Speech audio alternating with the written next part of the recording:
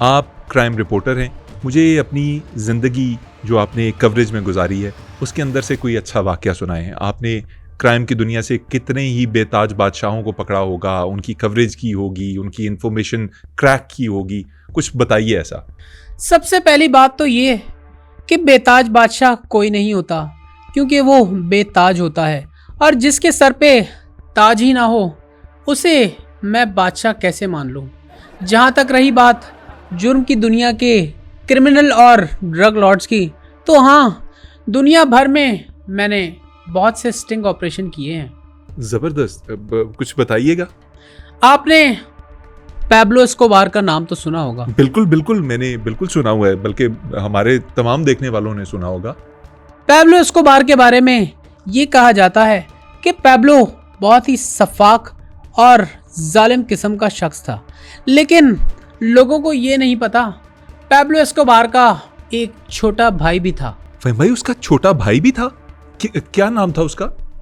उसके छोटे भाई का नाम पैब्लो एस्कोबार था, और पैब्लो एस्कोबार पता है क्या करता था? क्या करता था? पैब्लो एस्कोबार ब्राजील की सड़कों पे मोमोज बेचता था, और हैरत की बात यह थी कि उसका एक भी मोमो नहीं बिकता था। क्यों नहीं बिकता था मोमो? क्योंकि ब्राजील में मोमोज खाने का रिवाज ही नहीं था। मजबूरन उसे ड्रग्स बेचनी पड़ी। किस किस्म की ड्रग्स? ड्रग्स यही कोई एस्प्रिन, पैनाडोल, रूफिन और एनासिटामोल। ये ड्रग्स बेचता था? उसने अपना छोटा सा मेडिकल स्टोर खोल लिया था। तो फ़हीम भाई, ये काम इलीगल कैसे हुआ? वो 10 बजे के बाद भी दवाइयाँ बेचता था। फ़हीम भाई, ये 10 बजे के बाद वाले मसाइल एक तो पाकिस्तान के हैं, सेकेंडली 10 बजे के बाद मेडिकल स्टोर्स तो खुले रह सकते हैं, ये जो आम दुकानें होती हैं ग्रोसरीज वगैरह की, वो बंद होती हैं। दरअसल उसने अपने छोटे से ड्रग स्टोर के साथ एक असलहे की दुकान भी खोली थी। यार फ़हीम भाई, आप मुझे कंफ्यूज किए जा रहे हैं, बस कर के देंगे। दुनिया के मामलात ही कंफ्यूजन वाले होते हैं। ये आम आदमी के सर के ऊपर की बातें हैं, ये सिर्फ एक क्राइम रिपोर्टर ही जान सकता है। अच्छा क्राइम रिपोर्टर साहब, बल्कि महा क्राइम रिपोर्टर साहब, मुझे कुछ नहीं पता, मैं इस मामले में बिल्कुल नाबल्द हूँ। क्राइम के बारे में सब कुछ आप जानते हैं, आप मजीद कुछ बताना चाहें तो बता दें। आपको पता है कि कनाल रोड पे ख्वाजा सरा पकड़े क्यों जाते हैं? क्यों पकड़े जाते हैं? वो ग्रीन बेल्ट से बाहर आ जाते हैं। फ़हीम भाई, मैं इसका मतलब भी नहीं जानना चाहता कि ये ग्रीन बेल्ट से बाहर आना क्या होता है। आप मुझे ये बताइए कि आप क्राइम के सिर्फ प्रोग्राम्स ही करते रहे या आपने कोई डॉक्यूमेंट्रीज वगैरह भी बनाई? हाँ, डॉक्यूमेंट्री की बात कर रहे हैं। डॉक्यूमेंट्री तो बहुत बाद में शुरू की है। इससे पहले मैंने चोरूमेंट्री की है। चोरूमेंट्री क्या होती है? यानी कि चोरों के ऊपर फिल्म। डॉक्यूमेंट्री तो मैंने डाकुओं से वास्ता पढ़ने के बाद शुरू की थी। डॉक्यूमेंट्रीज किस किस्म की बना रहे हैं? ये जो डाकुओं के ऊपर आप बना रहे हैं, ये किस किस्म की बना रहे हैं?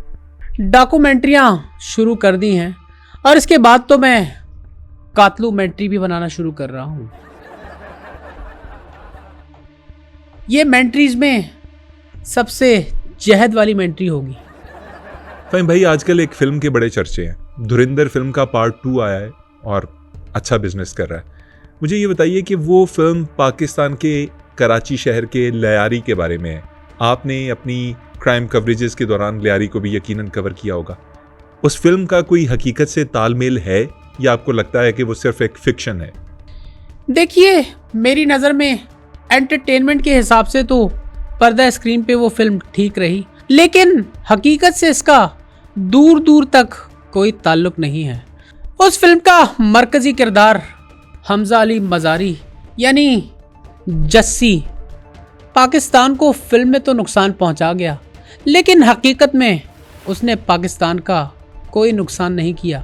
हाँ, अलबत्ता आज भी कराची में वो नर्म लड़के के नाम से मशहूर है और हमारे नौजवानों को ख़राब कर रहा है। हमारे नौजवानों को ख़राब कर रहा है? क्या ड्रग सप्लाई कर रहा है? क्या कर रहा है? जो चीज़ वो उन्हें सप्लाई कर रहा है वो ड्रग से भी ज़्यादा ख़तरनाक है, और वो इंडिया से मंगवा के उनको देता है। ऐसी कौन सी चीज़ है जो वो इंडिया से मंगवाता है और पाकिस्तानी लड़कों को देता है? वो हमारे नौजवानों को इंडिया से इंसानी स्मगलिंग मंगवा के सप्लाई करता है। इसका क्या मतलब है? काश जितना बड़ा तुम्हारा मुंह है उतना ही बड़ा तुम्हारा दिमाग भी होता तो क्या ही बात थी। मैं साफ अल्फाज में ये कहूँगा, वो लड़का हमारे मुल्क में कोऑर्डिनेटर बना हुआ है। कोऑर्डिनेटर से क्या मुराद है? इससे ज्यादा खुल के मैं तुम्हें कुछ नहीं बता सकता। फाहिम भाई थोड़ा सा तो हिंट दे दें। वो इंडियन एजेंट सप्लाई करता है। फाहिम भाई बात किसी और तरफ ही निकल गई है, ये तो मैंने कुछ और ही पूछा था आपसे। खैर छोड़िए इस चीज को, हमजा अली मजारी को भी छोड़िए। कहते हैं ना कि किसी कौम को बर्बाद करना हो तो उनमें फहाशी आम कर दो, नशा आम कर दो, बदअखलाकी आम कर दो। वो कौम बगैर जंग लड़े ही हार जाएगी। तो हमें बींगा पाकिस्तानी ये चाहिए कि हम अपने आप को महफूज रखें, सेफ रखें और मजबूत रखें। कोई भी हमारा कुछ नहीं बिगाड़ सकता। अगर हम ही ढीले हो जाएंगे तो फिर इस कौम का क्या होगा? मैं कब तक ये बीड़ा उठाए फिरूंगा? ये जो मजबूती वाला बीड़ा है। हाँ फाहिम भाई आपने अपनी ज़िंदगी इसी फील्ड में गुजारी है। ये तो आपने धुरिंदर के ऊपर जो भी बोलना था बोल दिया। मुझे ये बताइए कि और ममालिक में भी आपने कवरेज की होगी, किसी भी मुल्क में, दुनिया में किसी भी जगह पे सबसे खतरनाक रिपोर्टिंग जो आपने की है वो क्या है? मुझे याद पड़ता है मैंने दुबई में एक स्टिंग ऑपरेशन किया था। फाहिम भाई उस स्टिंग ऑपरेशन की शुरुआत कैसे हुई? क्या ऑपरेशन था वो? मुझे दुबई की सड़कों पे सरेराह एक कार्ड मिला। कार्ड देखकर मुझे शक हुआ क्योंकि उस पे जो हुरूफ दर्ज थे वो चीख चीख के कह रहे थे कि फ़हीम यहाँ कुछ गलत हो रहा है। और उस कार्ड पे एक लड़की की तस्वीर भी थी और उसके करीब ही मुझे एक और कार्ड मिला, फिर और मिला, फिर और मिला। और वो कार्ड्स की ट्रेल मुझे ऐसे खींच रही थी जैसे कह रही हो कि आओ फ़हीम आओ, हम तुम्हारा ही इंतज़ार कर रहे हैं। लेकिन मेरा भी क्राइम रिपोर्टिंग का दिमाग जो चलना शुरू हुआ तो ऐसा चला कि पहुंचते पहुंचते मैं उस जगह पे पहुंच ही गया।